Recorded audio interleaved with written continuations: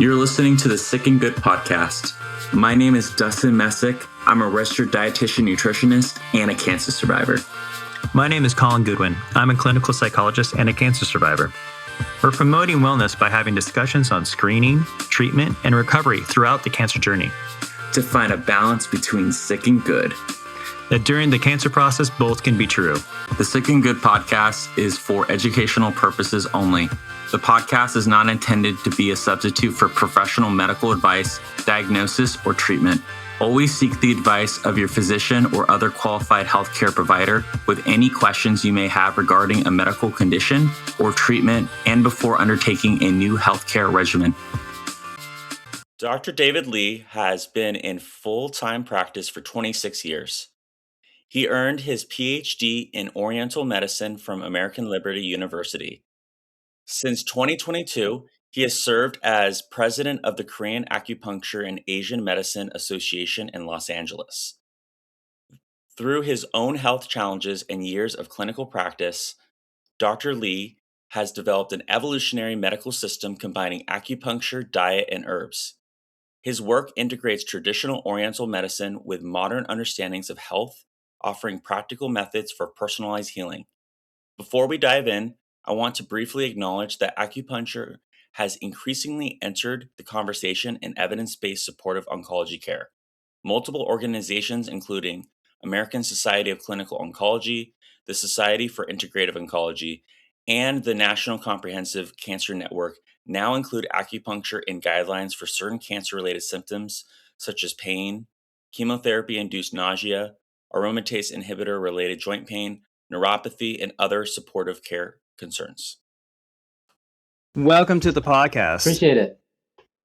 One thing we're increasingly seeing in integrative oncology research is that patients often report improvements across multiple symptoms at once. You know, if they're coming into acupuncture for pain or for improved sleep, fatigue, stress, and just overall being.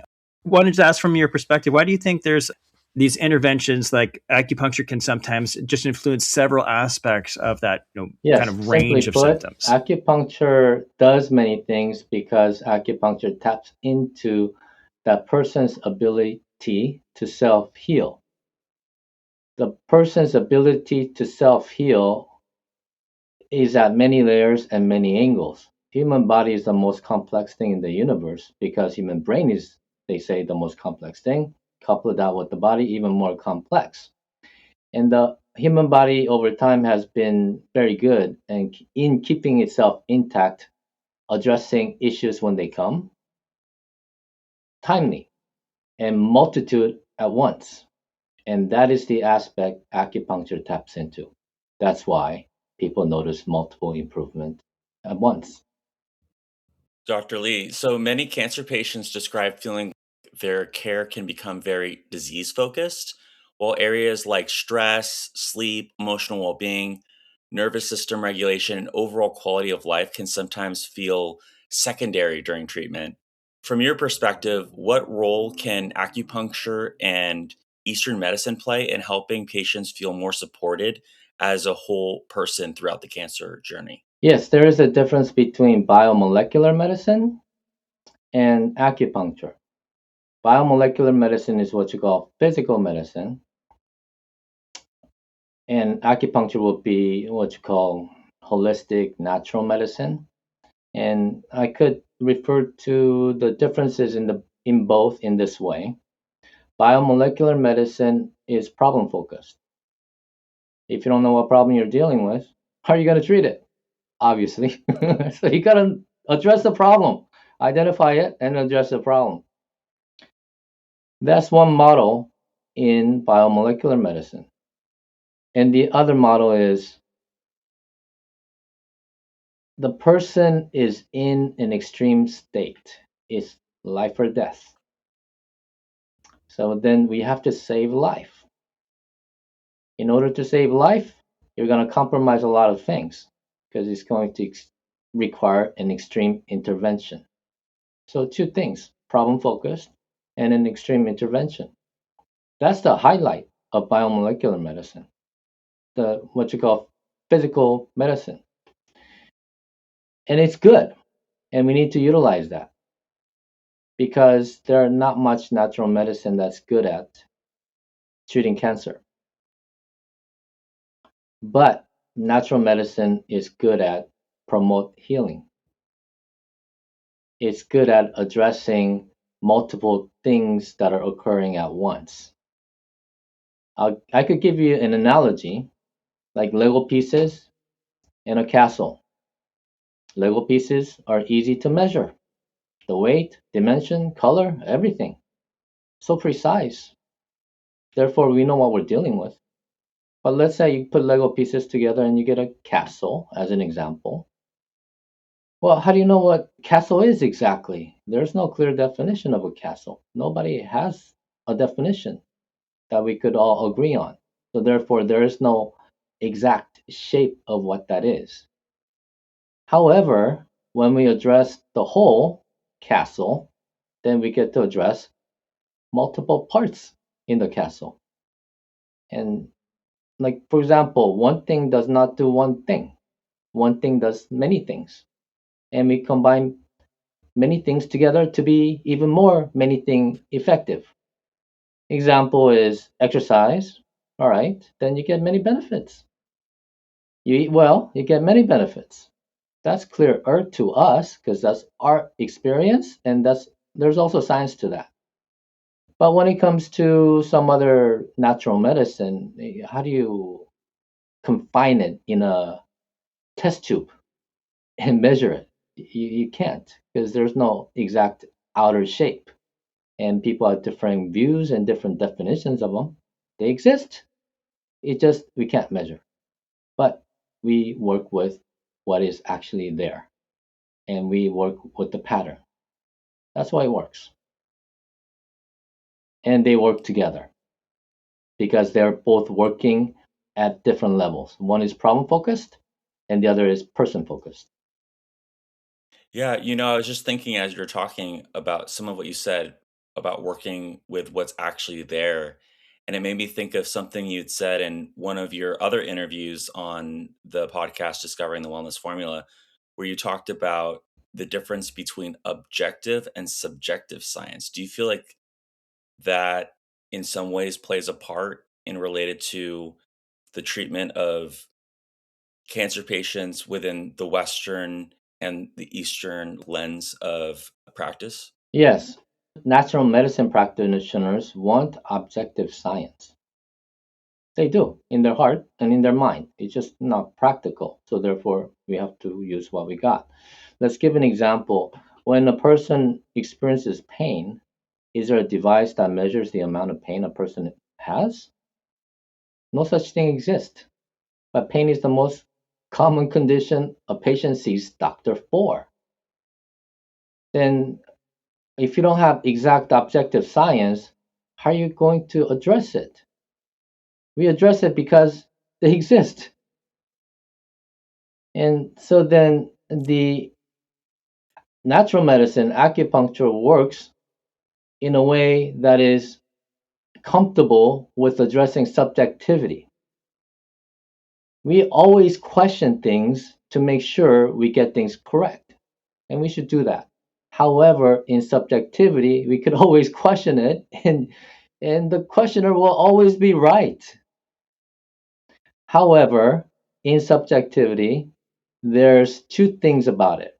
One is reflection of what's actually there, and the other is just making it up. How do you know which is which? You don't because you don't have objective of what measuring what that subjective experience is.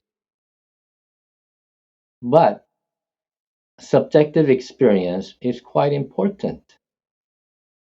We call it gut feeling. Gut feeling is often correct. Gut feeling is often incorrect. What about the word well being? Does it exist or does it not exist? Is well being as important as physical pain and discomfort and dysfunction? Well being is our value. We pursue things in life because we have value to things. We have vision. We have these things that we have a purpose for. How are you going to measure those? You can't. But that's even higher than the physical experience because we use our body to get to the purpose in life and to accomplish them. That's why subjectivity is quite important. One thing that we had talked about prior to recording here was just the systemic approach to acupuncture, and how there isn't necessarily a formula for then treating one symptom. Like if a patient comes in and says, well, I'm nauseous, then you're gonna be like, okay, well, my mind almost went to like Battleship, like, okay, well, it's B7, like, like this is exactly where I'm gonna place the then pin or needle. But what I wanted to then maybe ask here is like, how do you approach then those in active treatment?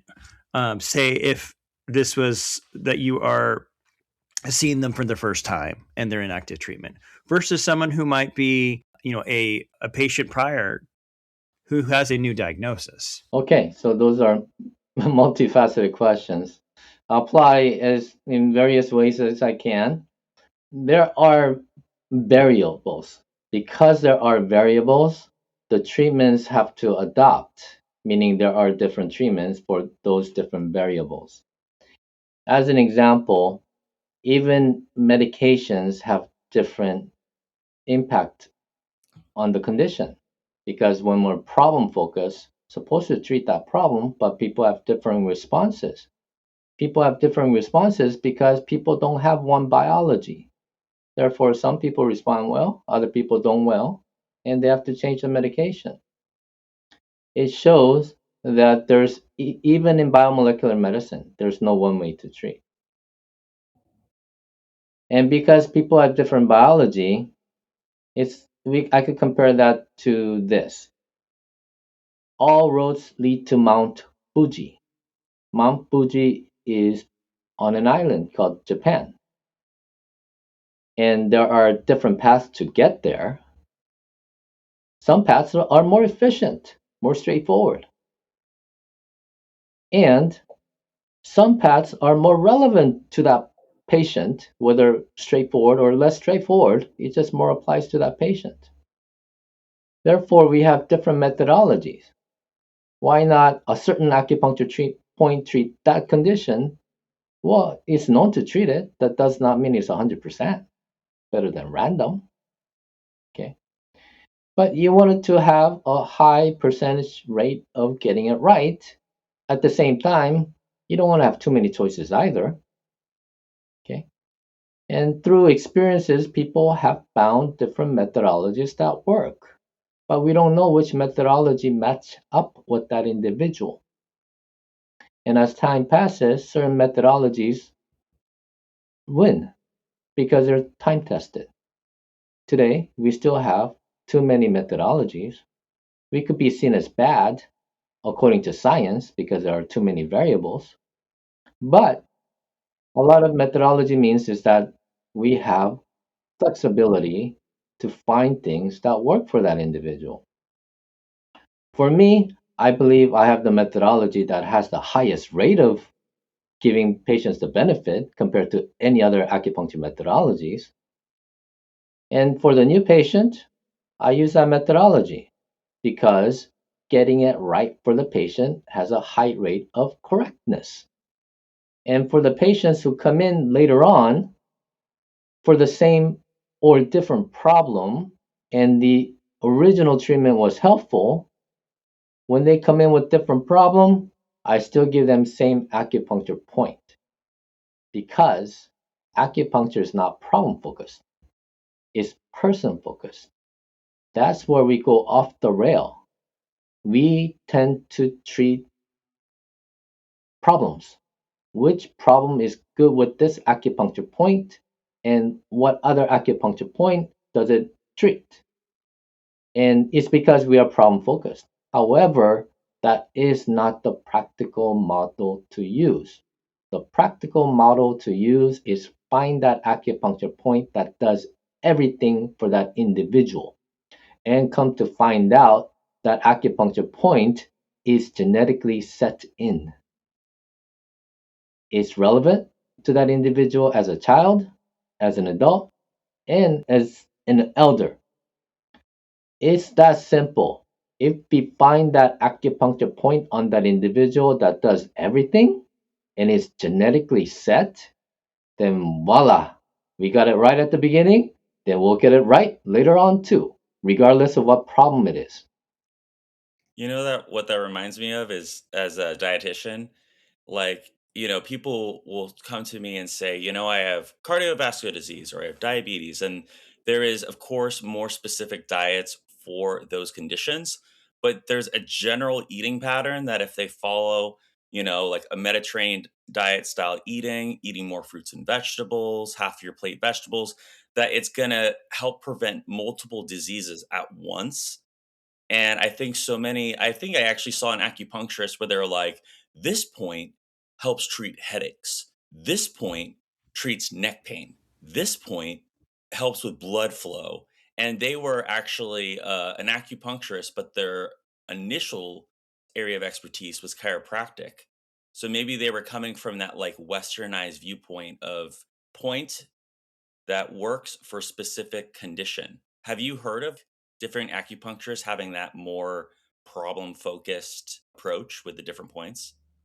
Yeah, just as human beings are varied, we got different personalities, we got different knowledge, and we got certain level of ignorance, style, and so on and so on. And that means we don't have a standardization. We all have a different attempt to make things happen. Okay, so what lens are we going to use? And we have variety of people, and so the profession does not represent, but the profession plus that individual's set of circumstances, where that person came from, what that person knows, how's that person educated, and so on and so on. That produces a lot of variables.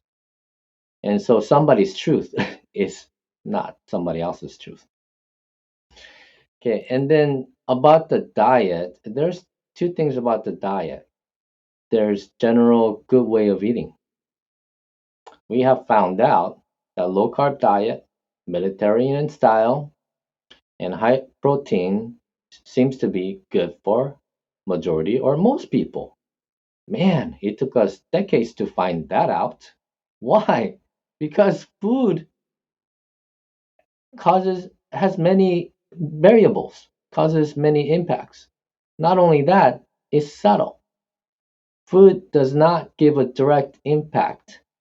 Well, sometimes, but there are many indirect impact on the body. So how do you measure those things clearly? It took decades to understand how food works. And we've been eating food for this long. And this is the amount of knowledge that we have. And how much more knowledge can we get out of understanding how food works in the future? Okay, so that's one aspect of food. And the other aspect of food is just like medicine, individual varies. As an example, we know about top allergic intolerant foods: shellfish, nuts, dairy, gluten, eggs, fish, things like that. Okay, and there's more, but less frequent, but there are more. Most of the food are neutral, but some common foods that we consume are detriment for some people. If they're not detriment for some people, they're just compromising. And people don't know they're compromising because they're always eating food in combination. And it's not practical to eat one food at a time and see how they do. And that's where matching up with the genetic profile comes. I do body type diet. Constitutional medicine is body type. Constitution means it's something that you're born with and you're the same throughout your lifetime. If you're allergic to shellfish, nuts, gluten, just by that information, I could tell you, I could tell, and I could tell you what constitution you have because it's genetic. It's not changing. You could reduce it, but you cannot get out of being allergic, intolerant to those foods.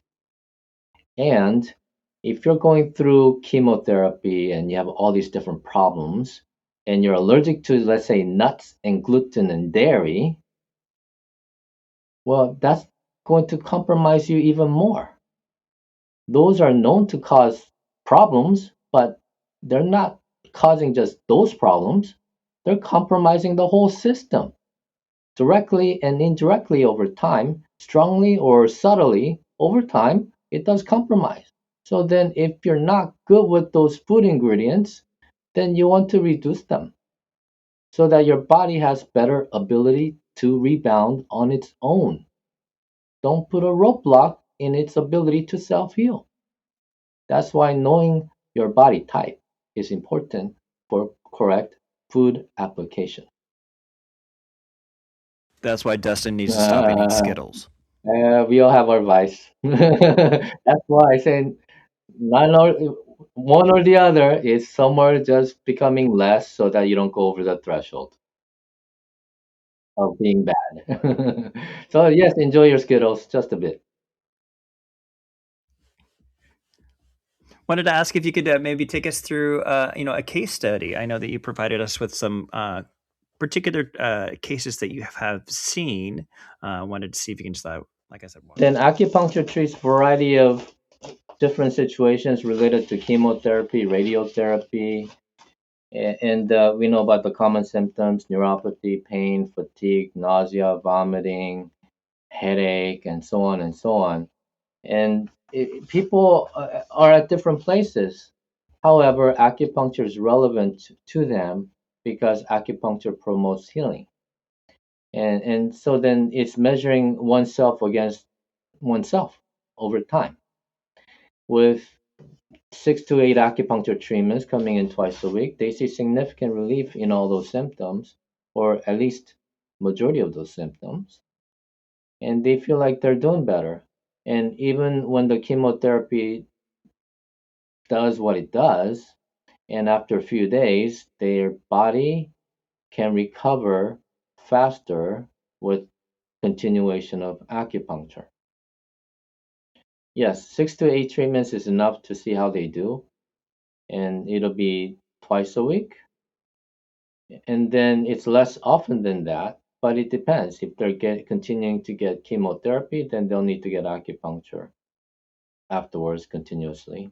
If they've already have had it done and they have residual symptoms, the body is not healing as quickly as it should.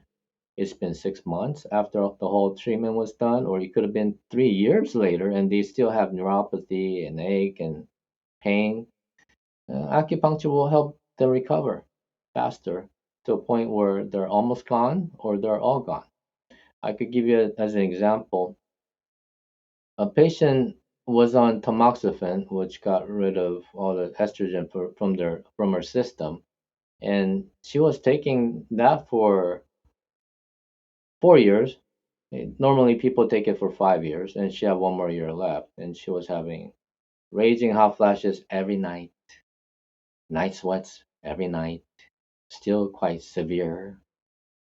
Even so, with 6 to 8 acupuncture treatments, got rid of 70% of those symptoms, and 6 to 8 more got rid of 90% more. So she thought, why didn't I get this started earlier? Well, later is better than none. Okay, so for that 1 year left, she had a pretty good minimal symptoms. So that's an example. And other example, I had a patient, he came in for prostate cancer. He was very natural oriented and he refused any type of treatment, chemotherapy or radiotherapy. And he had bleeding in his blood, he had frequent urination. Acupuncture and Chinese herbs reduced the frequent urination and bleeding. Did not treat the cancer, so eventually he got onto chemotherapy and radiotherapy. But helping the body does a lot for the patient. Another example is the patient had lymphodectomy, or mastectomy and lymphodectomy. And that can lead to truncoedema, edema in the whole torso, or edema in the legs, depending which of the lymphatic vessels were taken out and affected. Acupuncture does not help with the lymphedema, but the Chinese herbs do. Okay, even lymphedema that are, lymphedema is considered not treatable. It's palliative treatments, but not treatable. Chinese herbs reverse the lymphedema by half, by 70%, or higher, even if they had it for 30, 40, or 50 years. That means that those who are prone to lymphedema and or not, and they had the mastectomy or lymphodectomy, and that caused lymphedema. That's very physical damage. It's a structural damage. However, it gets better. So what we think is not possible, it's not possible with this one method. But if you try another method, it can be possible. One of the questions that I get a lot that I just wanted to put in here, because a lot of cancer patients I've talked to, I was like, "Well, have you done acupuncture?" I hear it treats multiple things, and they say, "Oh, I'm afraid of it because don't they put needles in you, and that's going to really hurt? How is it going to treat my pain?" Yeah, there's a couple of replies to that. One is about the pain, and the other is not knowing about how acupuncture works. Okay. All right. About pain, acupuncture needles used to be quite thick and blunt. Now, with the nanotechnology, they make it very thin and so sharp that you have to use an electron microscope to be able to see the tip of these acupuncture needles. These acupuncture needles are so thin that several of these needles go into the whole of a hypodermic needle. Okay. Hypodermic needles are big, they go in and they tear, they hurt. And these acupuncture needles are just solid, and so they go in and they put flesh aside. So even being so sharp and thin, people do feel them, but it's a sharp temporary sensation. And it does not require an amplitude, which means shoving it in and twisting it and making it hurt. It doesn't require like that to make it work, because it's like turning on turning on a switch. You're connecting a switch. You have the infrastructure, you have the wiring, you have the ballast, you got the bulb, everything is there, you got the power supply. You're just connecting. That's what acupuncture is doing through penetrating the skin. And so whether large or small, it doesn't matter. The efficacy is the same. So therefore, it's the minimal discomfort to make it work. But electro acupuncture is like Oh, that's a good question. That's, it's maybe a yeah, silly right. way of putting it. Whatever is intuitive to us, we think that's the way it's going to work. But in practicality, we did not need electro acupuncture to make it work. We like to throw in electricity because, man, it just sounds so good and it's modern. Okay. So, yes, you could get pretty good result without electro acupuncture. Yeah, actually, I gotta say, I did see an acupuncturist, a couple acupuncturists, and it was like they had put like 30 or 40 needles in me, and I couldn't even move. And that time I saw you, I was actually astonished that there was only 8 points, and I felt a much more profound experience afterwards than having 30 points put in my body. Right. It's because acupuncture is not about lying on a bed of nails and rolling over on it. Yeah, I'm covering everything. Something's got to work. No, that's not the way it works. The way it works is you got to hit the sweet spot. You don't use the shotgun method, is what you're saying? You're just like, here, I'm gonna just spray it, right? Right, right. Shotgun method, or throw a porcupine. Porcupine, throw a porcupine. Yeah, then we don't need to know how to know how acupuncture works. We just need to know the safety of it. Yeah, and so yeah, it's just got to hit the sweet spot. And if you hit the sweet spot and also stimulate the non-relevant spot, it's not going to work because the non-relevant spot is giving the body wrong information or confusing information and muddies the whole thing. Okay. So therefore, it's better to hit a home run just with a really good whack, with a very small thin needle on the right spot. Yeah. And so then that's what we're discovering over time. It's not the amplitude, it's not the number of needles, it's where you press the right button. Okay. And then the about the acupuncture and recommendation of acupuncture by the medical professionals, I think one reason is because yeah, we have a lack of scientific data. And the other is that the concept of qi, yin and yang is just like what is that? It's like what is that? Get my chi flowing and my mojo going, or get my yin and yang balanced. Is that what it's about? the There's a some kind of statement about in Oriental medicine about getting the chi moving and the blood flowing, and that's negatively triggering the medical doctors. Does that mean the acupuncture is gonna metastasize the cancer, spread things around? No, it's just a terminology. That's not the way acupuncture works.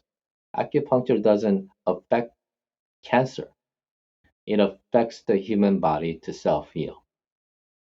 That's the level that it taps into. It doesn't affect the cancer. That's why we need a treatment that directly attacks the cancer. So, as an acupuncturist, are you also an amazing dart player?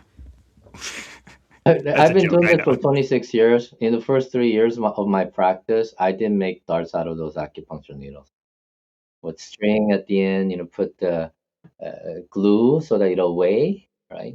And then on the back of it with paper, tape it on as the wing and just throw them, show them to the patient. Hey, I'm doing dart, but it's too much of a joke.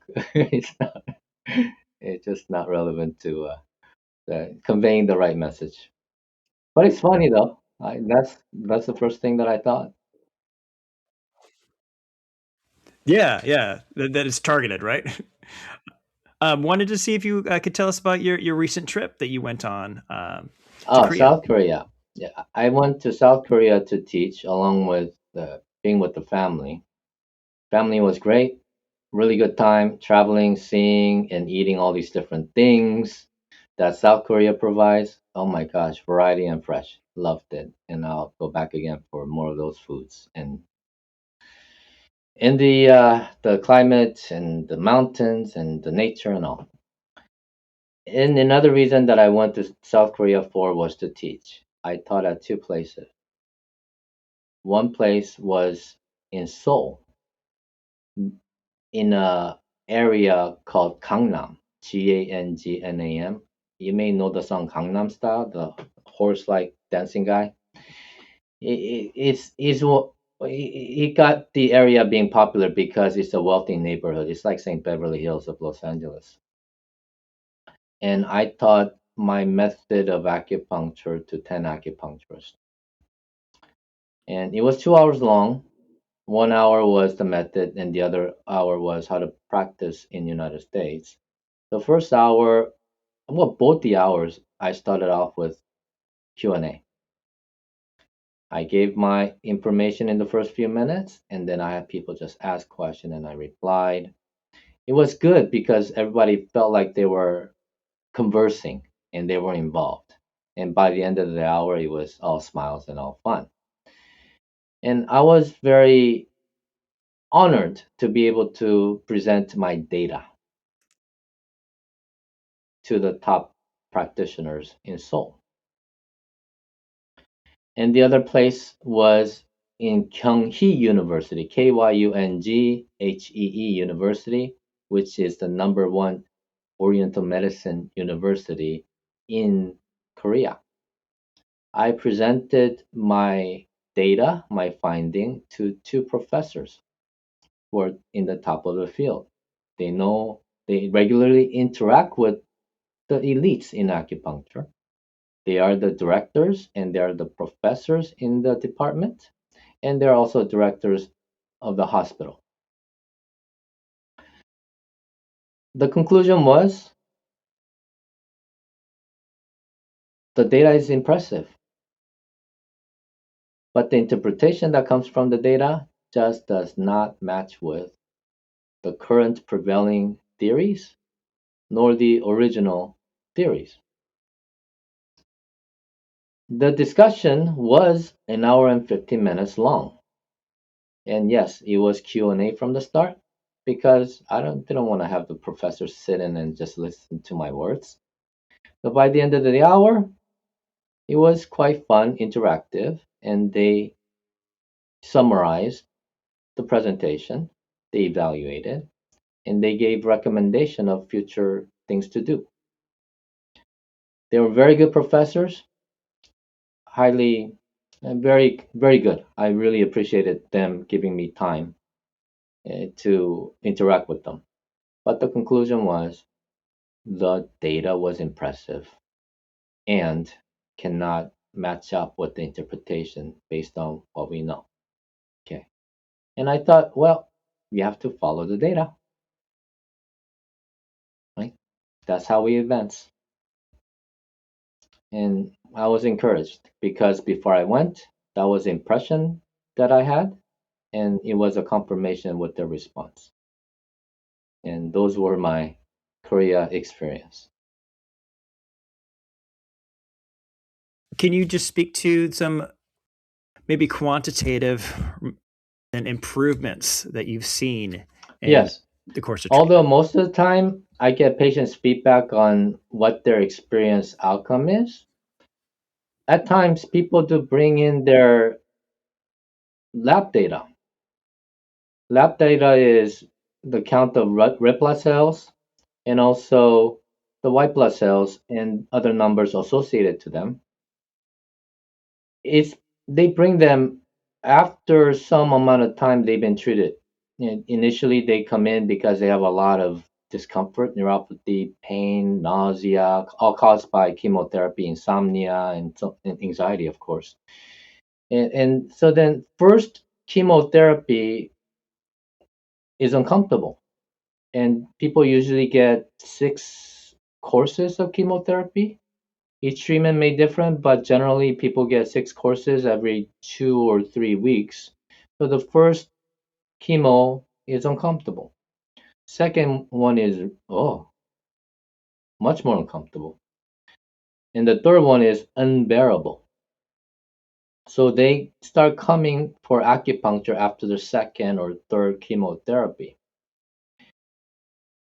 Before each chemotherapy, it's a standard that the red blood cell count is done just in case they need to get an infusion. You don't want the oxygen level to go down too low because red blood cell count indicates the oxygen level.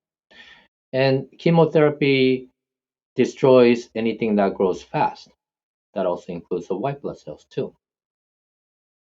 And people get acupuncture twice a week. They feel better right away. All the symptoms are significantly better. And then they get chemotherapy. Oh my gosh, uncomfortable again. But after a few days, they get acupuncture and then they recover faster. And they're done with the 6 courses and they bring in their lab data. Shows that when they started acupuncture at twice a week, the red blood cell and white blood cell count has stabilized at the lower normal level, even without having to have infusion of red blood cell or taking medication to help the red blood cells to grow. And so then there were several people brought those in, and that was an objective indicator that the reason why their symptoms were not as bad because their count had stabilized at the lower normal level. And so that will be, I think, evidence based. And perhaps using my methodology, it will be easier to scientifically see that this is relevant for people who are going through chemotherapy because the red blood cells and white blood cell count gets stabilized. Not only the symptoms go less. Dr. Lee, in your book by Some Acupuncture, two sets of five Horary points without a disease diagnosis, and the extended abstract published in 2018, you describe treating patients without relying on disease-based diagnoses, which is kind of related to our conversation that we've been having this whole interview. But I guess somebody who comes in who's a cancer patient might be expecting more of a diagnosis central approach. How do you apply practice with these patients, and what have you seen as like the strengths and limitations? Yeah, you use the word bisoma and horary points. Those are technical words related to my field. But bisoma simply means bi, two. Soma means body. Bisoma, two bodies, indicating there are two sets of acupuncture points to use. Acupuncture points are what we call horary points, Horary points, and they are a certain type of acupuncture points. And the horary points, what they mean is they're related to five elements. In Eastern medicine, there's word qi, yin and yang, five elements. Five elements are wood, fire, earth, metal, water. What's wood, fire, earth, metal, water? Just think of it as like a five aspects of a person. So wood is one aspect, fire is another, earth is another, metal is another, and water is another. And there's a representative acupuncture point for each of those five elements. For the people who are not familiar with it, I could give this analogy. What if there's a one acupuncture point that treats all the skin issue? What if there's one acupuncture point that treats all the muscular issue, and one that treats all the endocrine, and one acupuncture point that treats all the nerve issues, and one acupuncture point that treats all the circulatory issues? That's easier for us to compare. It's like that. There are 5 points that treat all the five aspects of a person, and that's what we have discovered. Like I said, an acupuncture point treats everything, and we'll combine everything acupuncture points together to be more everything. Okay, and that's why we call it bisoma acupuncture, two body acupuncture, because there are two sets of 5 points. If one set of 5 points work, then they will continue to work on that patient. If it doesn't, then we have another set that works for that patient. Holistically, multiple symptoms getting better. So it's like throwing a coin. You either get a head or a tail. You're not going to get a third option.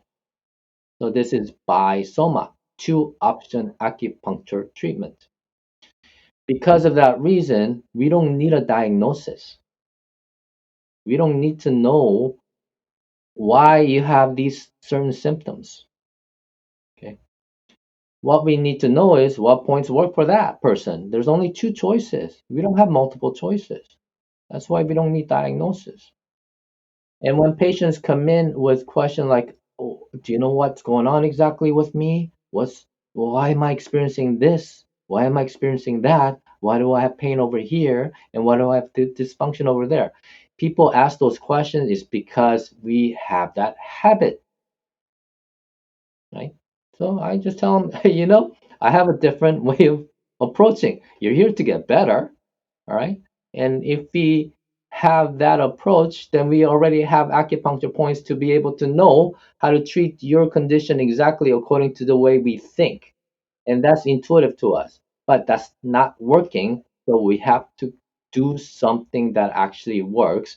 And this is by just tapping into your body's ability to self heal by stimulating spots that do everything, because your body is supposed to do everything. At least that's the idea.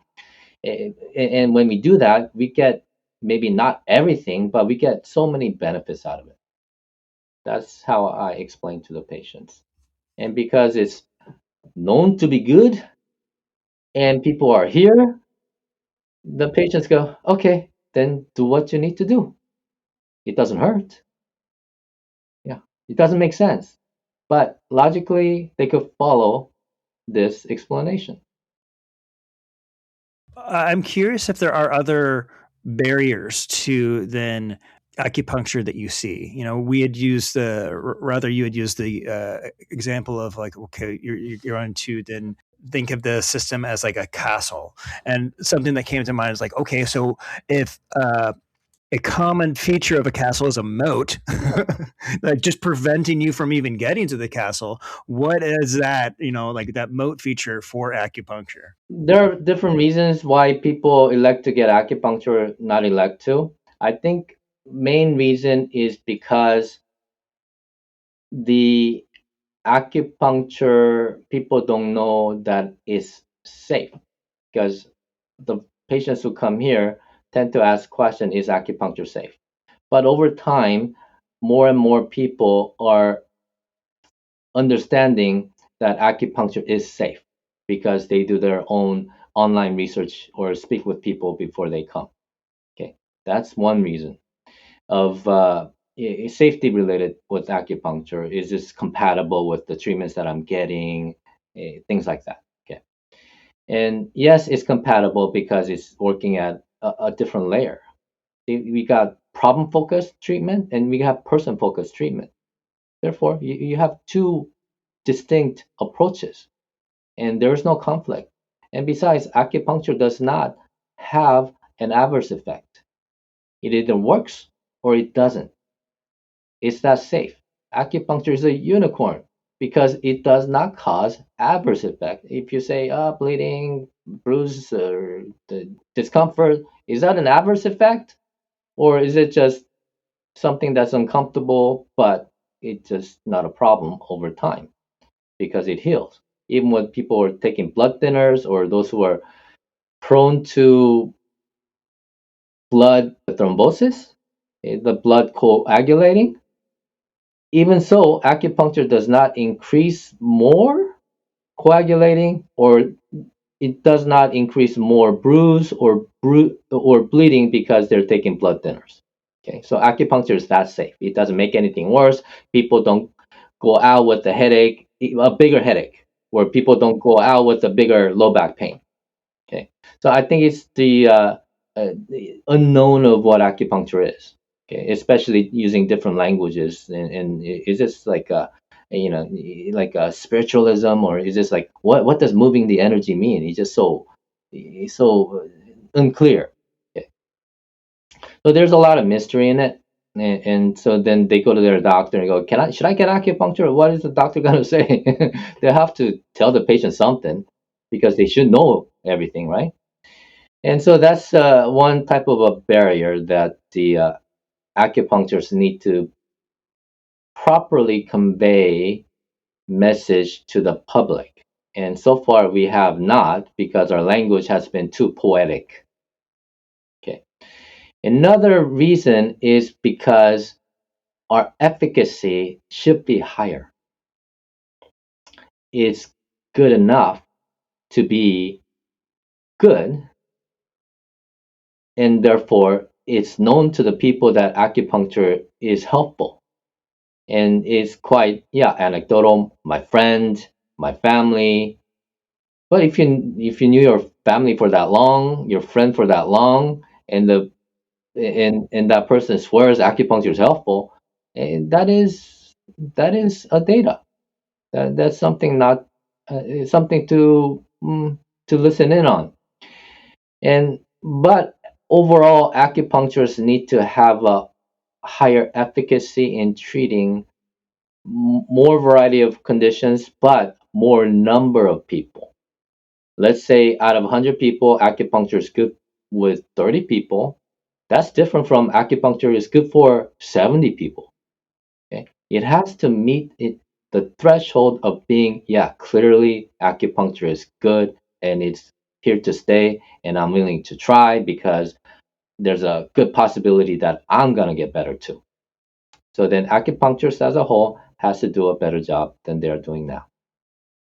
I think that this has been a great conversation.